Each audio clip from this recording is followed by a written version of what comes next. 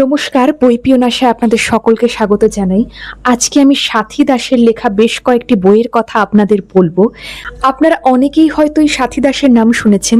জনপ্রিয় একজন লেখিকা, যিনি মূলত প্রেমের এবং ট্র্যাজিক প্রেমের উপন্যাস লেখার জন্য বিখ্যাত। তো যারা এই ধরনের উপন্যাস পড়তে ভালোবাসেন তো ভিডিওটি দেখতে পারেন, না হলে স্কিপ করে যেতে পারেন। তো চলুন শুরু করা যাক। প্রথমেই যে উপন্যাসটির কথা বলবো সেটি হলো সূর্যোদয়ের আগে। এটি হলো প্রিয়ম এবং ছোড়ার কাহিনী। ধর্ষণের ক্ষেত্রে আমরা অনেক কিছু আজকাল দেখে চলেছি। ধর্ষণের পরবর্তীকালে কি হয়, ধর্ষকের যে মনস্তত্ত্ব সেটা কি আমরা বোঝার চেষ্টা করি? আচ্ছা, বিয়ের পরেও তো ধর্ষণ হতে পারে। এটি হলো সেরকমই একটা কাহিনী। এখানে ছোড়া বা শ্রীময়ী সেন, যার ভালো নাম, সে প্রথম থেকেই মনে করে এসেছে কোনো পুরুষই লয়ালিটি পাওয়ার যোগ্য নয়। কিন্তু কেন এমন বদ্ধমূল ধারণা হলো ছোড়ার মনের মধ্যে? তারপর তার জীবনে আসে প্রিয়ম সমাদ্দার নামে একজন পুরুষ, যিনি ঝোড়ার জীবন একদম আমূল বদলে দেন।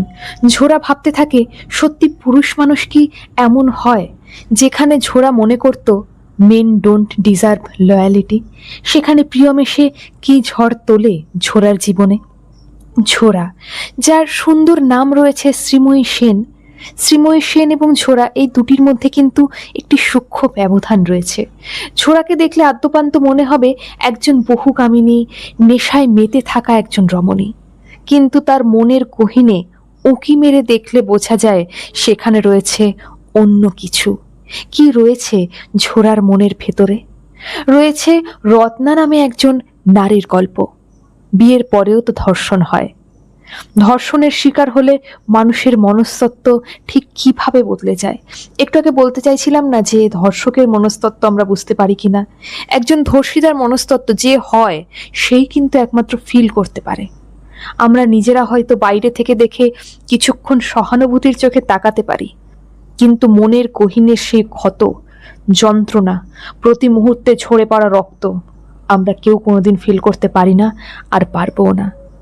আর এখন বর্তমান সময়ে যা ঘটে চলেছে, থাক, সেই ব্যাপারে আর নাই বা বললাম। চলে যাই পরবর্তী বইতে, সেটাই বেটার হবে আর কি। নেক্সট বইটি হলো খিল। এটিও সাথী দাসের লেখা একটি মনস্তাত্ত্বিক, সামাজিক, প্রেমের বলা চলে কিনা জানি না, একটি উপন্যাস। এটিও লালমাটি প্রকাশনী থেকেই প্রকাশিত। দেখুন আমার কাণ্ড, আমি ভিডিও বানাই এবং এরপরে পুরো রাতে ভিডিওটা বানানোর পরে অনেকখানি বলার পরে আমি দেখছি সকালবেলায় আমি ভিডিওর অন বাটনটাই প্রেস করিনি। দারুণ ব্যাপার আর কি, দেখে আমার এত ভালো লাগলো। তারপরে আবার আজকে ভিডিওটা বানাচ্ছি। তো সাথী দাসের লেখা খিল।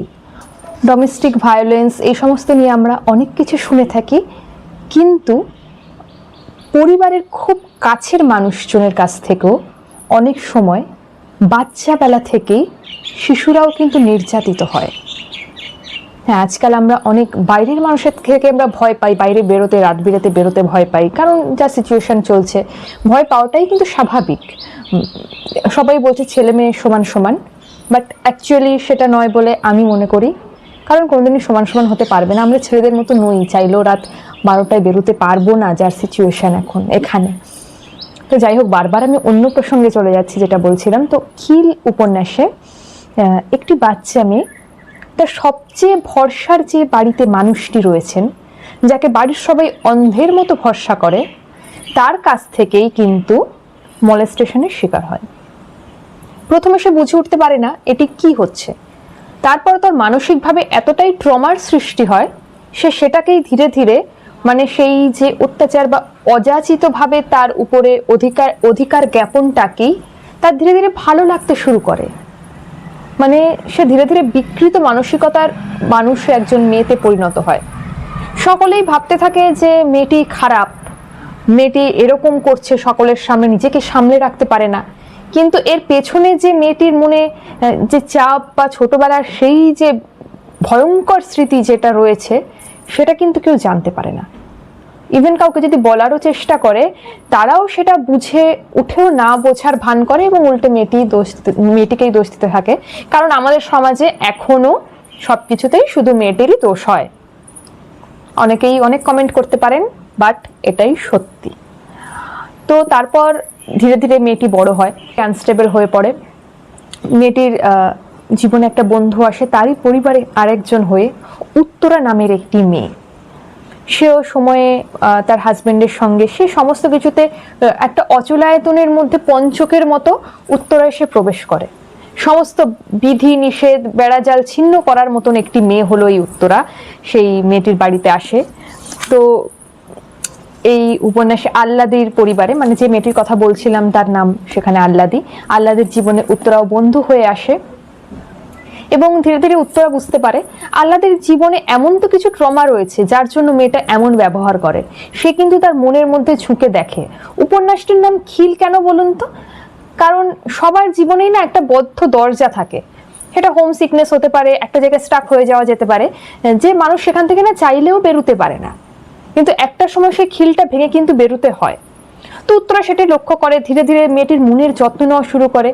আল্লাদিও ধীরে ধীরে কিন্তু পাল্টে যেতে থাকে। উত্তরা একসময় তার ফ্ল্যাটে নিয়ে যায় আল্লাদিকে, তার নিজের কাছে।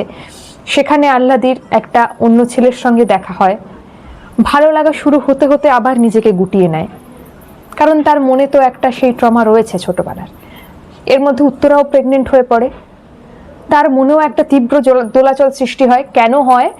ছেলে হবে না মেয়ে, তার অনাগত সন্তান। এখন এটাও কিন্তু আমাদের সমাজে একটা বড় কোয়েশ্চেন, যে হওয়ার আগেই আমরা সবাই ভাবি ছেলে হবে না মেয়ে হবে। মেয়ে হলে অনেকেরই মুখটা আজও কিন্তু ছোট হয়ে যায়, এদিকে মেয়েদেরই লক্ষ্মী বলা হয়। যাই হোক, তো লেখিকা এখানে মনস্তত্ত্বকে এত সুন্দরভাবে ফুটিয়ে তুলেছেন না, মাঝে মধ্যে নিজের কথাগুলো বেরিয়ে আসে আর কি। তাই জন্য ভিডিওটা লম্বা হয়ে যায় আর আপনাদের বোর লাগতে থাকে, সরি তার জন্য। তো উত্তরা প্রেগনেন্ট হয় এবং তার ছেলে না মেয়ে হবে এই দুশ্চিন্তায় সে পাগল হয়ে যায়, আল্লাদির দিকে অতটা নজর দিতে পারে না। এবং আল্লাদিরও বিয়ে হয় অন্য আরেকটি মানুষের সঙ্গে। বিয়ের পর আল্লাদি ভাবে সবকিছু ঠিক হয়ে যাবে, কিন্তু বিয়ের পরেও তার জীবনে একের পর এক ঝড় নেমে আসতেই থাকে। সে কোনোভাবে না মুক্তি পায় না। মানে একটা মেয়ের জীবনের মনের ভিতরে যে কষ্ট বেদনা লেখিকা এত ভালোভাবে ফুটিয়ে তুলেছেন সাথীদি, জাস্ট বলে বোঝানো যাবে না কতটা কষ্ট একটা চরিত্রকে দেওয়া যায়। মানে আমি সাথীদের উপর এই জন্য রেগেও যাই, একটু তো সহানুভূতি সহমর্মিতা দেখাতে পারে, কিন্তু হয়তো কিছু ক্ষেত্রে এটাই বাস্তবে এমনটাই হয়ে ওঠে। যেটা পাতায় পড়তে আমাদের কষ্ট হয়, আমাদের আশেপাশেই হয়তো এমন অনেক ঘটনা ঘটে চলে আমরা জানতে পারি না। তো শেষ পর্যন্ত কি হয় আল্লাদির সঙ্গে, উত্তরার সঙ্গে? আল্লাদি কি তার জীবনের সেই সমস্ত খিল ভেঙে বেরোতে পারে নতুন জীবনের দিকে, নাকি বদ্ধ হয়ে থেকে যায়? না, তার জীবনে ভালোবাসা, স্নেহ, মায়া, মমতার পরশে তার জীবনটা পাল্টে যায়? কি হয় জানতে হলে আপনাদের এই খিল উপন্যাসটি পড়ে দেখতে হবে। তো নেক্সট বইতে চলে যাচ্ছি। নেক্সট বই দুটি হলো, এই বই দুটি খুব ছোট্ট, পড়তে সময় লাগবে না। একটা হচ্ছে হুইল চেয়ার, আর একটা হচ্ছে প্রেমের শেষ অধ্যায়। এই হুইল চেয়ারের একটা ছোট শর্টস আমি আপলোড করেছিলাম। বর্তমানে যেমন ভাবে আমাদের চারিপাশে সমস্ত গাছপালা ধ্বংস করে একেবারে বড় বড় ফ্ল্যাট তৈরি হচ্ছে, এবং আমরা খুব হাততালি দিচ্ছি কি সুন্দর, সামনে একটা আবার পুল আছে, সুইমিং পুল, কিন্তু তার জন্য যে কত গাছ কাটা পড়ছে, কত সবুজের সমারোহ নষ্ট হচ্ছে, আমরা অতটাও ভেবে দেখি না। কিন্তু এখনো তো আমাদেরও ভাবনা করা উচিত যে যেখানে ফ্ল্যাটটা তৈরি হচ্ছে ওখানে তো হয়তো কারোর বাড়ি ছিল, তাদেরও উঠে যেতে হয়েছে প্রমোটারের সেই তীব্র হয়তো চাপে পড়ে, তারা হয়তো মন থেকে সেটা দিতে পারেননি, তাদের ছেলে মেয়ে বা অন্য কোনো মানসিক চাপে তারা সেই ফ্ল্যাটটা দিতে বাধ্য হয়েছেন, সেরকমটাও তো হতে পারে। এরকমই একটি কাহিনী এই হুইল চেয়ার গল্পটিতে রয়েছে। একটি অলৌকিক আঙ্গিকে লেখা, কিন্তু একটা সোশ্যাল মেসেজও যার মধ্যে দেওয়া রয়েছে। যে একটা ওরকম ফ্ল্যাট তৈরি হয়, কিন্তু একজন দম্পতি থাকেন, তারা গাছপালা ভীষণই ভালোবাসেন, তারা গাছপালা ছেড়ে থাকতে পারেন না। এদিকে জোর করে তাদেরকে সেখান থেকে সরিয়ে ফ্ল্যাট তৈরি করার জন্য কি কি পন্থা অবলম্বন করা হয়, মানুষ কতটা নৃশংস হতে পারে, কিছু ক্ষেত্রে নিজের ছেলে মেয়েরাও, সেটা কিন্তু এই বইটিতে দেওয়া রয়েছে হুইল চেয়ারের মধ্যে। শেষ পর্যন্ত কিভাবে কি সোশ্যাল মেসেজটি লেখিকা দিতে চেয়েছেন এই বইটি পড়লে আপনারা বুঝতে পারবেন। সঙ্গে বিভিন্ন চরিত্র রয়েছে ছোট ছোট, তাদের মধ্যে মিষ্টি একটা ভালো লাগা প্রেমের পর্যায়ে একটা ফুটে উঠেছে।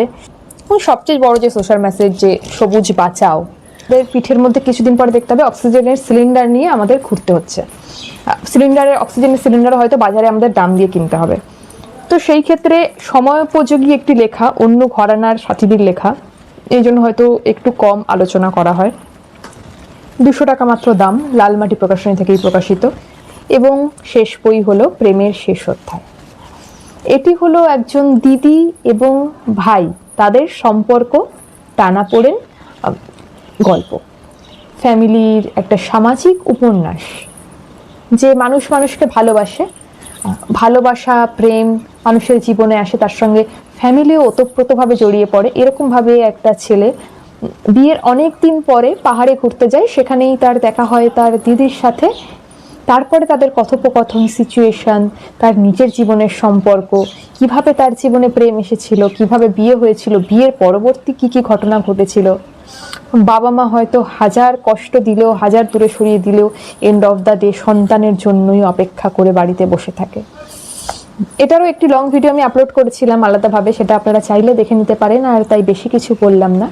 ভীষণই ভালো লাগার একটি উপন্যাস, খুব কম পাতার, কটা পাতা রয়েছে দেখে নিই, 95 পাতার একটি উপন্যাস, বাট হৃদয়স্পর্শী, সাথীদির লেখা।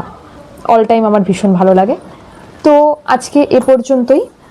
আপনারা যদি সাথীদির লেখা পড়ে থাকেন আমাকে জানাবেন কোন কোন লেখা পড়েছেন বা কোন কোন লেখা পড়তে আপনাদের ভালো লাগে। তার মধ্যে ত্রিভুজটা তো আমি আজকে উল্লেখ করতে পারলাম না, কারণ একজনের কাছে রয়েছে, আর আমার ইচ্ছা রয়েছে সেই বইটি যদি ফেরত আসে একটা বড় ভিডিও ত্রিভুজকে নিয়ে বানাবো, কারণ ত্রিভুজ একটা ইমোশন, এই ছোট্ট কথার মাধ্যমে বোঝাতে পারবো না।